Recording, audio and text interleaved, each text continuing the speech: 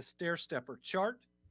Uh, First overall point, and then let me get into it, is we continue to see a decline in cases.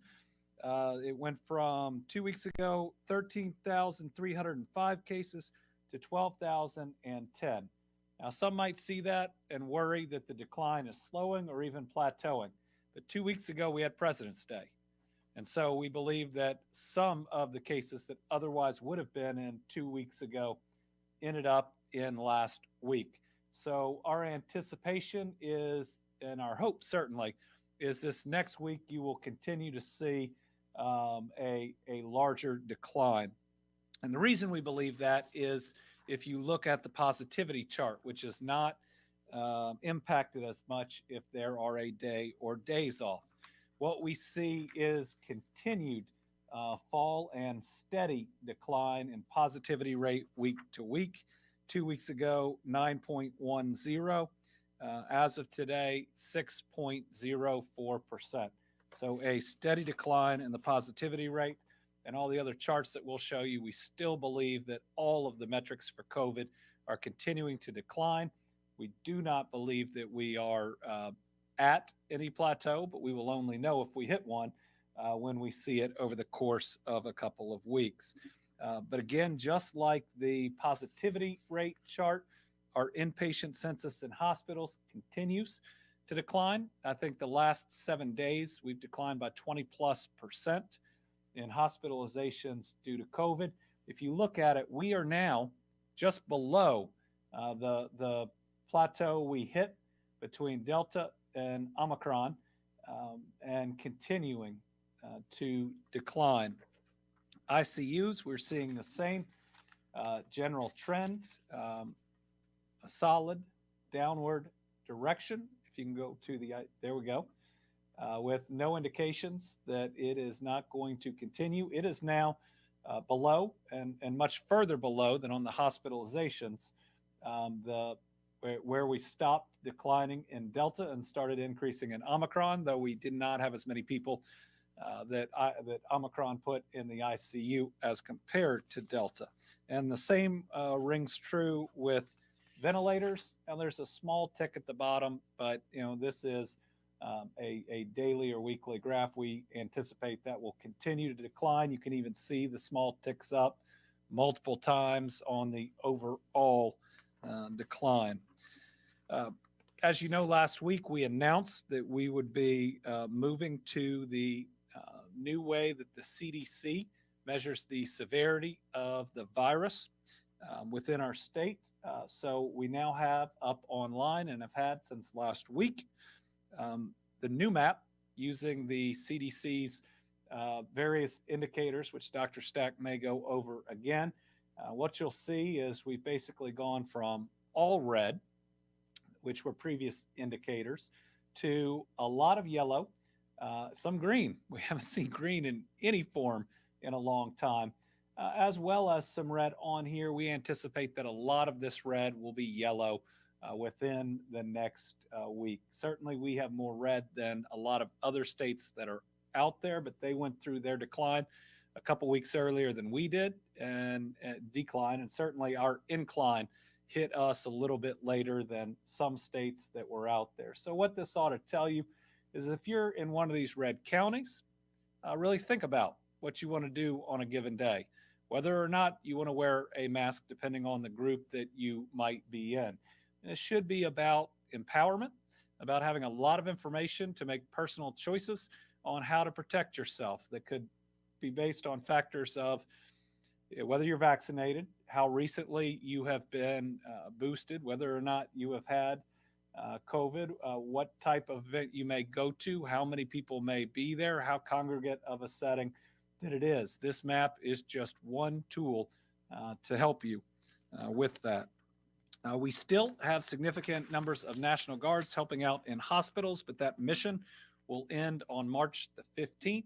Right now, all of the systems that we are working with are on board with that plan. So right now, 388 guardsmen and women will by the 15th be out of hospitals, and because at least right now there hasn't been an extension on the federal side, they will also be out of some of the the food assistance that they have been assisting in.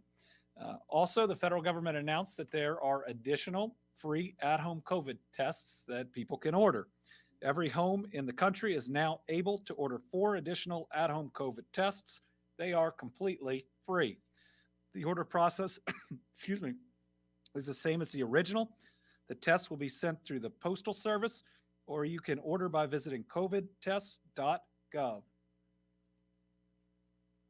These are rapid antigen at home tests, which can be taken anywhere and provide results in 30 minutes. You can place an order today if you haven't already for your 4 additional tests. With that, I'll turn it over to Dr. Stack, and then we'll have a couple of additional updates.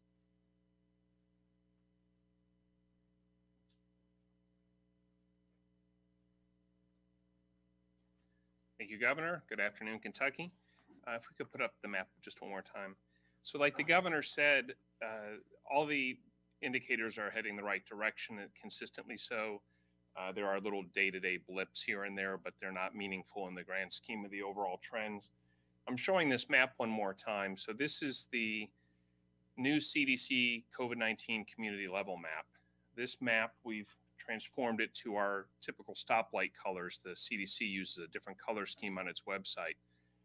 This is at the very top of the KY COVID-19 webpage. It'll be updated every morning Friday. They update it after close of business on Thursday. So first thing in the morning, the staff will update this on the webpage. You should expect, like the governor said, that the red to the east will hopefully turn to a blend of yellow, and that there'll be a little bit more green that'll show up in some other parts of the state. This has 3 measures in it. 2 of them have to do with healthcare capacity, and one of them has to do with the number of new cases per week.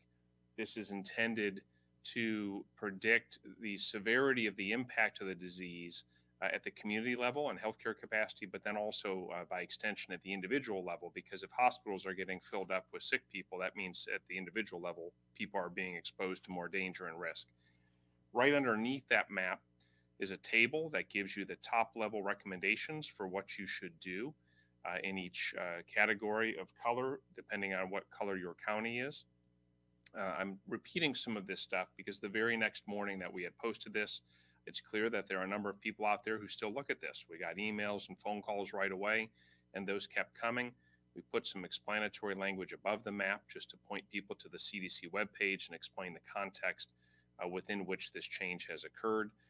Folks, we are in a phase now where with vaccines, with therapies, with abundant access to testing, and with all the information we know about this disease, that we can hopefully now take individual responsibility in a different way and enable people to have more flexibilities in how they live their lives, and also encourage and support people who are more vulnerable individually because of the disease to feel comfortable and safe and secure in taking those extra steps they need to protect themselves or to protect their loved ones who may have that circumstance.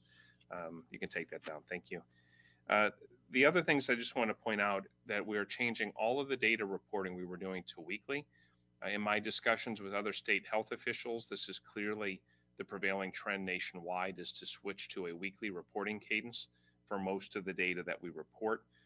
Daily data reporting no longer impacts the decision making or really meaningfully informs how the public could otherwise change their interventions or personal choices. And weekly becomes much more sustainable and reliable in some ways because the data sets are larger over time.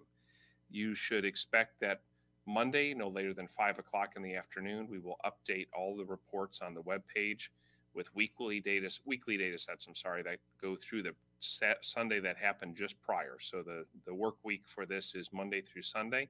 And so when we update on Monday at 5, that should be through the Sunday that was the day prior.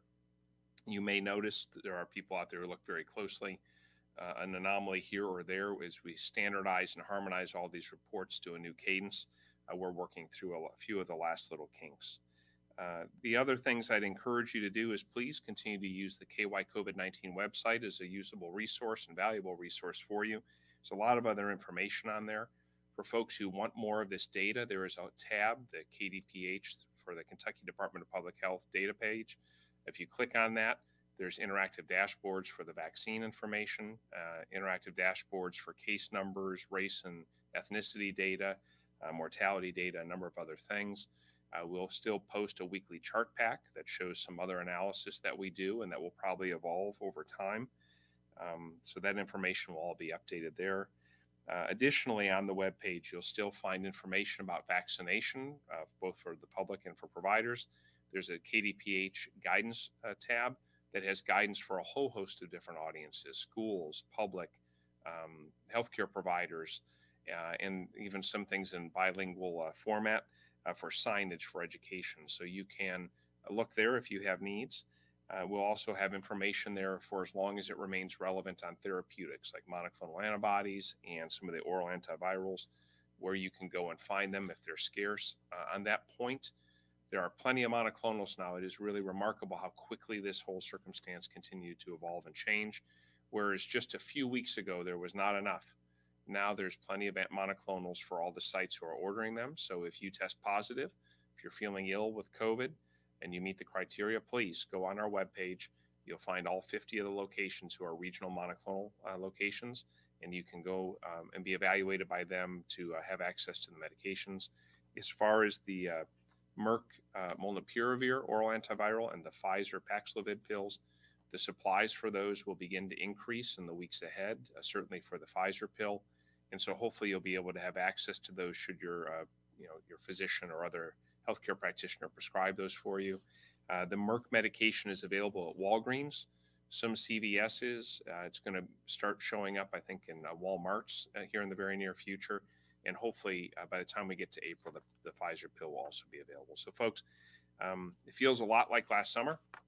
I think the COVID pandemic has shown us that it's not done with us yet in some ways. And so last summer we got to a nice calm spot, felt like we were heading back to normal life.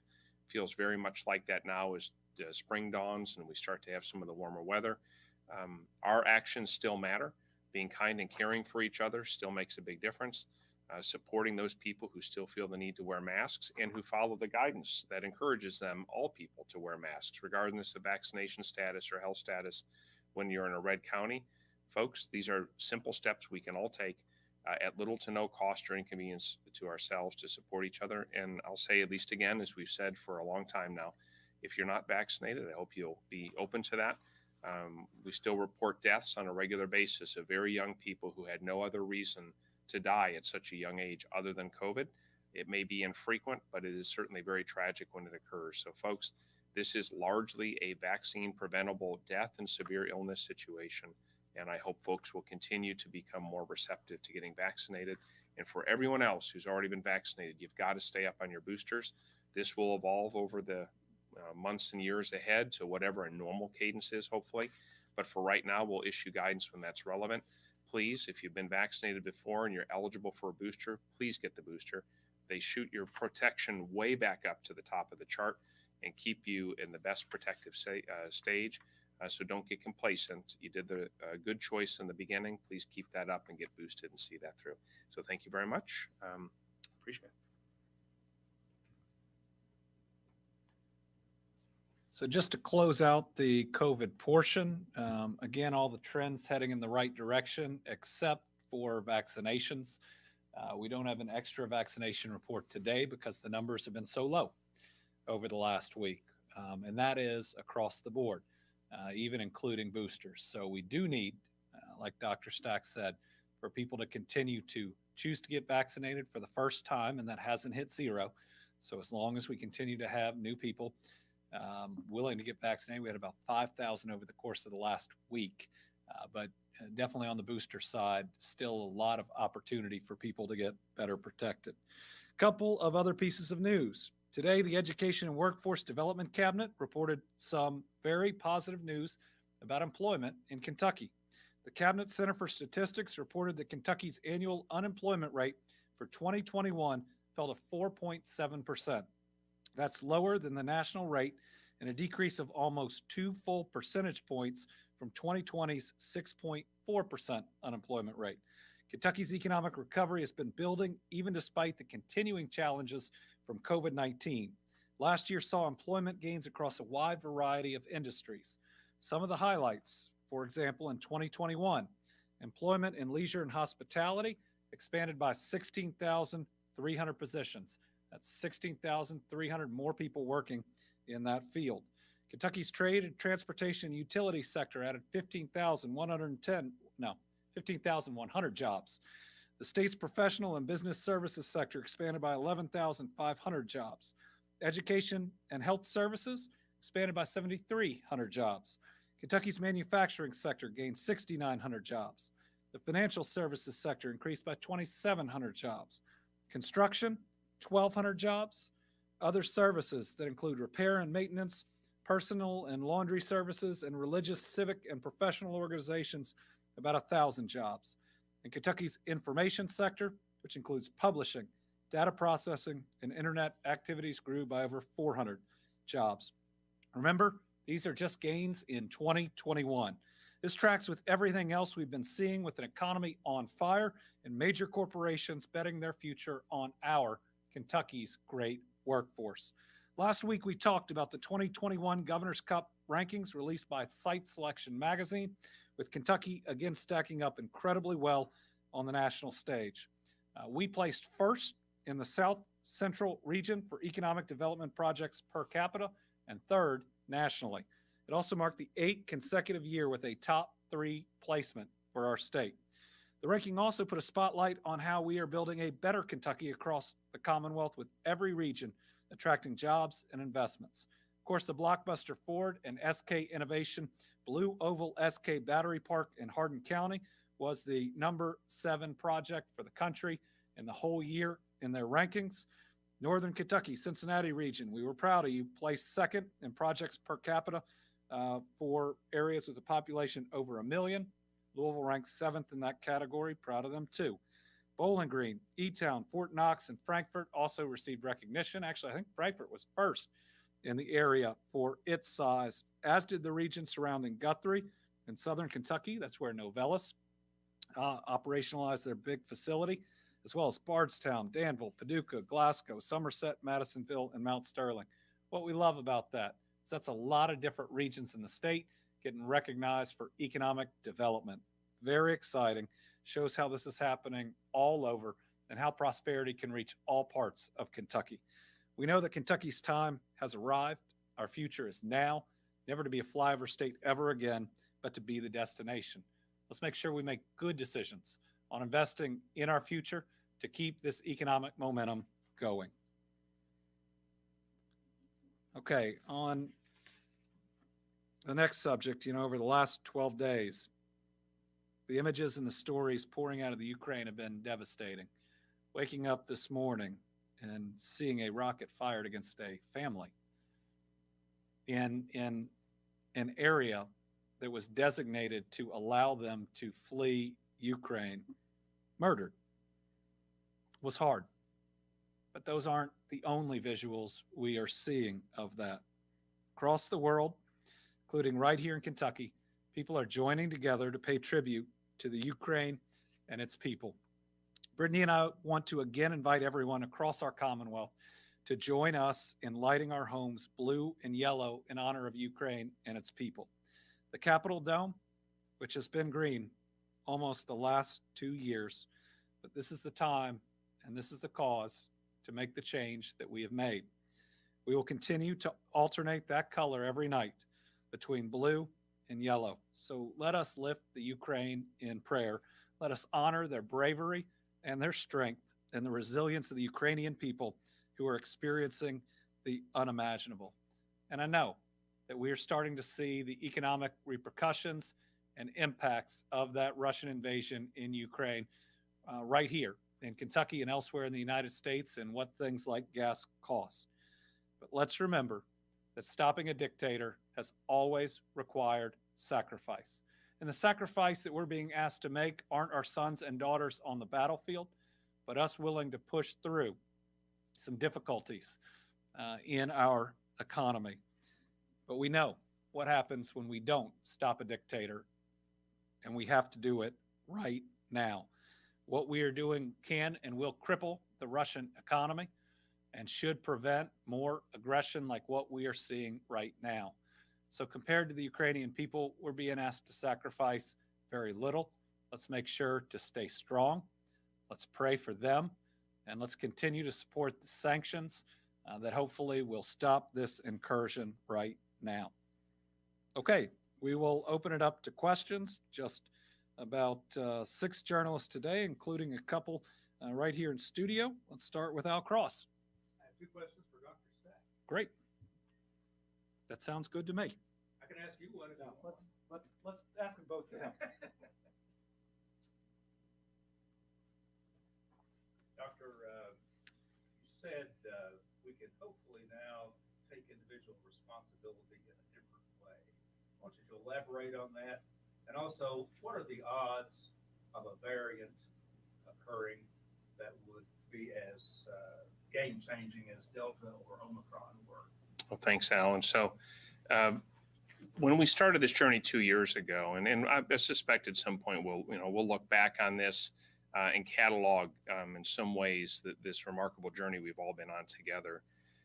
There were no abilities for individuals to get tested, to get vaccinated, to protect themselves, to get treated effectively with focused treatments if they got infected. So all of society had to take steps to avoid really a whole different type of cataclysmic harm to people who could have been overrun by an infection. It happened in China and other places before it got here. Unfortunately, we still have had over 14,000 deaths, but the toll could have been much worse had we not intervened. Now we have all those things. We have abundant testing, we have personal protective equipment, we have vaccines, we have therapeutics, and we have 2 years worth of learning. And so now for individual responsibility, it's about taking focused steps to protect those who would get severely hurt by it, while the rest of us move on and can do more of the activities we used to do, and for all of us to feel comfortable in doing those things. So it does shift the balance equation a little bit. And your second question, Al, was? What are the odds of the variant? Strong as Omicron? All of our crystal balls are cloudy. As long as there's a large number of people around the world who are not vaccinated, the virus can propagate too much and get to high levels in people's bodies, and it can mutate. So it's always a real risk. And that's why I said, unlike last year, it's kind of like deja vu all over again. Let's hope it's not deja vu. Let's hope that there's enough people with vaccine-induced immunity and enough people who have natural antibodies from having been infected, that the combination of those things help to reduce that risk. But well, could you say that it's less now than it was last summer? I wish I could say that, but there's so many billions of people on the planet, and the entire African continent has such a low vaccination rate. And even here in Kentucky, we have some counties where only a third of the people in the county are vaccinated. So there's abundant opportunity for mutations to arise, but that's not out of our control.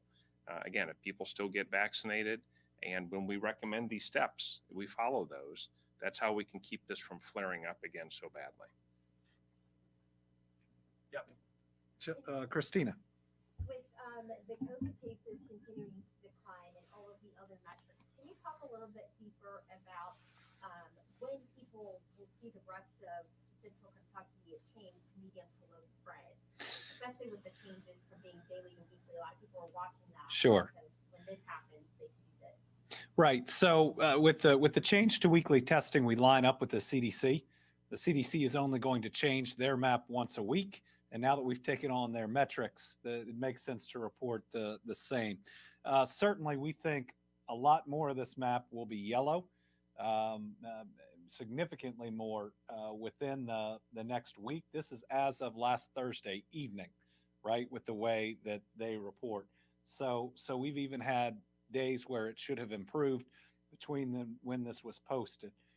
So certainly by the beginning of next week is when we always anticipated for things to be much better. Within 2 weeks, I think we would anticipate the vast majority of the map being yellow and hopefully more of it being green.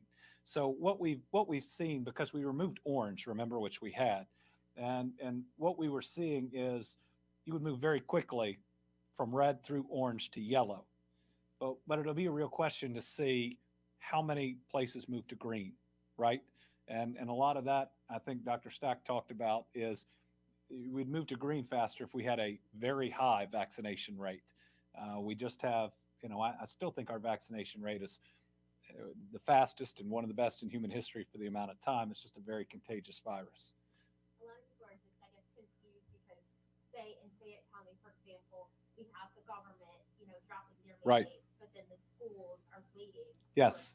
So in Fayette County, when you think about government no longer like us in the Capitol, so it's fair to point that out, no longer requiring masks, but schools, there is a difference in the congregate setting nature of a school. They are together for hours upon hours, in not the greatest ventilated building. So I know everybody has worked really hard for that. But I went to Fayette County Public Schools. I know what at least 3 of those buildings are like on the inside, as well as a lower vaccination rate, right, for kids than for adults. But we would anticipate, if not this next week, then the week after, that Fayette will be yellow. I can do one more, and then I got a call on. Thank you so much. And then I understand that it's going to change Monday at 5, so we still haven't set the day. Did he change it? No, it'll change Thursday. Friday morning is when we update ours, right? That map, and then Monday, our weekly reports. Right. Right. So the CDC, which is this data is based on, puts it out Thursday evening, or at least they have thus far. So if people want to see the new map, it'd be late Thursday, early Friday that this will be up, and then all the numbers from Kentucky that correspond to it will be out Monday. And they'll be looking at hospitalization Right. cases per 100,000. Right. And we can go over the other indications, indicators, metrics with you. All right, Tom Latek. We made Tom wait a while. Thank you, Governor. Good afternoon to you. I've got one for you and then one for Dr. Stack. First of all, as the number of cases continues to go down, are you giving any thought to giving up these weekly COVID updates?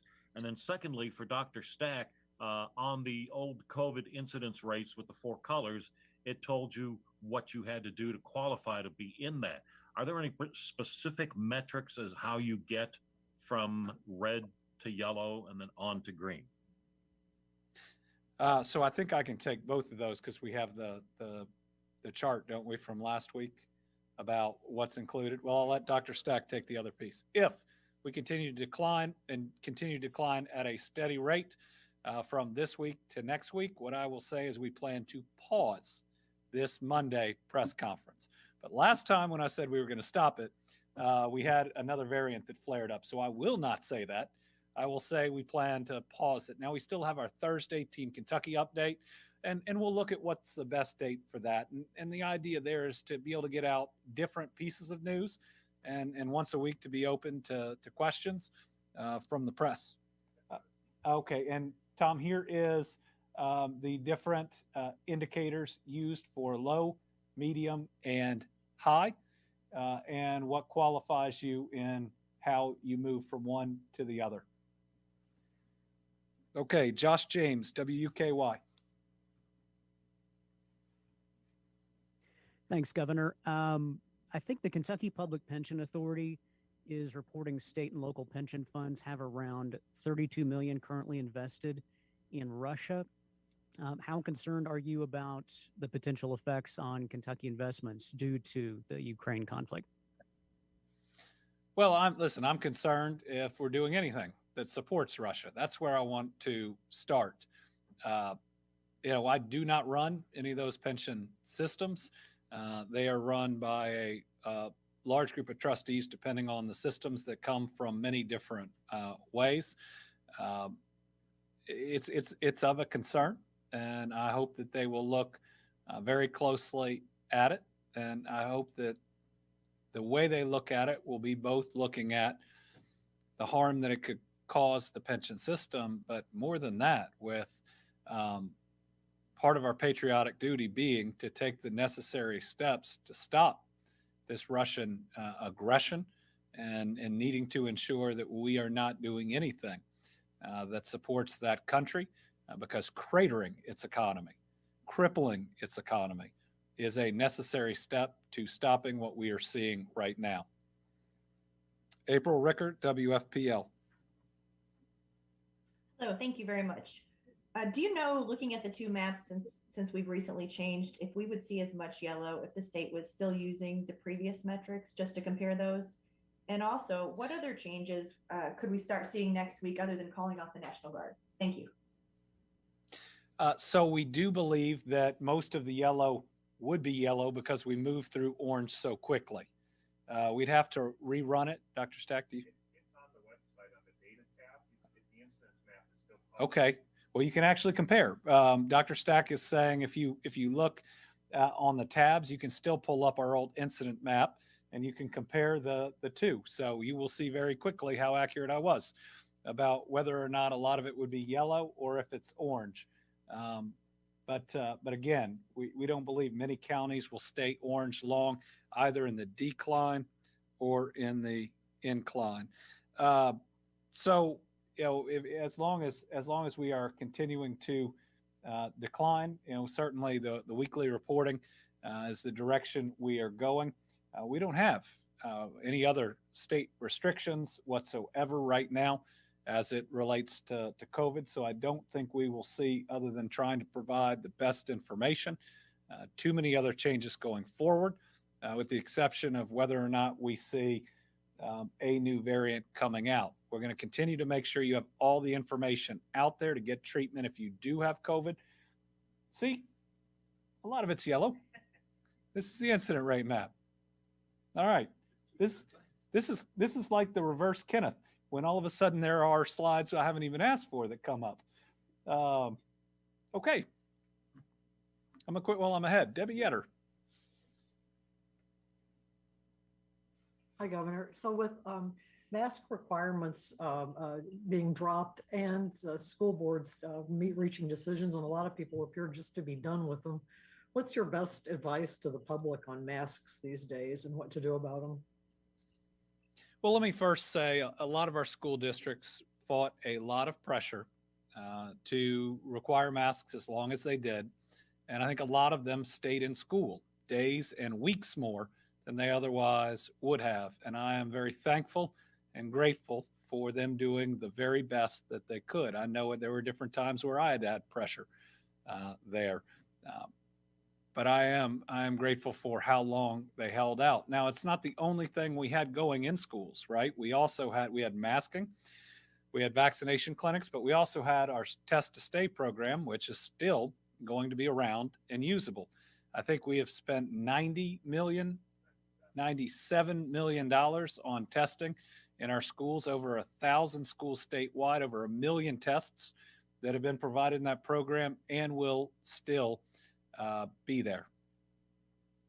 Was there another part of the question, Debbie, or did I answer it all? It's always a really dangerous question to ask back. My best. I just asked what okay. your best advice is to the public on masks. So my best advice is first, don't feel pressured, right? There is definitely a pressure out there when some people start taking them off for you to feel like you should. If you are uncomfortable taking your mask off at the moment, that's the first thing, right? Listen to yourself and keep it on. If you have pre-existing conditions that make you more vulnerable to COVID, there is still a lot of Omicron out there. So I would continue to wear a mask in that instance as well, depending on where you are in the state and depending on how big of a group that you might be going to or exposed to. I will tell you that for my kids, they are still choosing after consultation with their parents to mask in schools because of the setting that is. But really look at the map, right? Think about your own health and think about what's going on in the day in front of you. And I don't think that is all that different than the last 2 years where, yes, we may have had it on all the time or not have been wearing it at different times, but we were always thinking and or talking and or reading about what creates more risk than others. By now, we know enough about how this virus and the variants work to be able to make good decisions. I will tell you just anecdotally, I wear a mask walking through the halls here in the Capitol because I don't have certainty in what the circumstance will be, who I'll run into. Whereas doing private meetings with folks in the office that I know are vaccinated and get tested twice a week, I do not. And so, again, an opportunity to really think through that and to make decisions based on personal empowerment. But the number one piece of advice I can get is don't feel pressure, right? If you feel like you need to continue to wear a mask, continue to wear a mask, and let's all support that. All right, so we'll have our Team Kentucky update on Thursday. We will be back at least one more week. And if things are going well, we will pause these with the hope that it will be paused for a while. Thank y'all.